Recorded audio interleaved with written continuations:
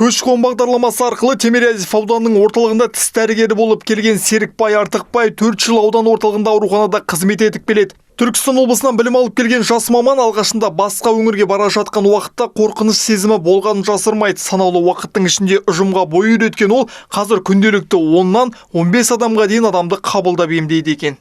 Халыққа қызмет үшін басты мақсат сол үшін келдік.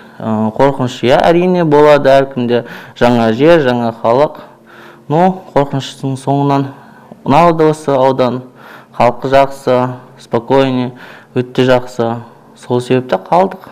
Халық тіс емдетуге плановый және жедел түрде. Яғни плановый келгендер бізде көп.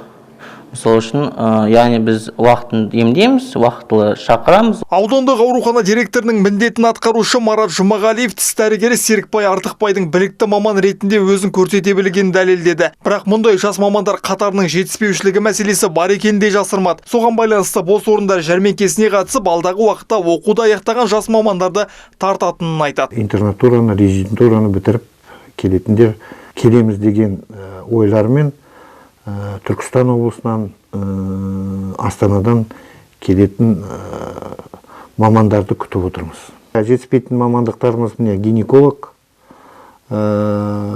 кардиолог, сосын УЗИ аппаратының маманы, эндоскопист. Сондай мамандықтар бізге керек. Көші-қон бағдарламасы бойынша ауданға жыл сайын отбасылар көшіп келеді. Өткен жылы көшіп келген 132 адам жұмыспен қамтылса, 32-сі жеке кәсіп бастау мүмкіндігін пайдаланған. Биыл жұмыс күші көп облыстардан Алматы, Астана, Ақтау қалаларынан тұрғындар көшіп келді. Бүгінге дейін квотаға енгізіп, 9 отбасы 27 адамды көшірдік. Сондай-ақ біздің Тимирязев ауданына көшіп келгісі келетіндер бар. Бұл шамамен 20 отбасы 50-ден астам адам. Аурухана директорының міндетін атқарушы Марат Жұмағалиевтің айтуынша жас мамандарды тарту жұмыстары жүргізіліп жатыр. Қазіргі уақытта мұнда 16 жас маман қызмет етуде. Қуаныш Қапес, Асар Ербұлан, Первый Северный телеарнасы.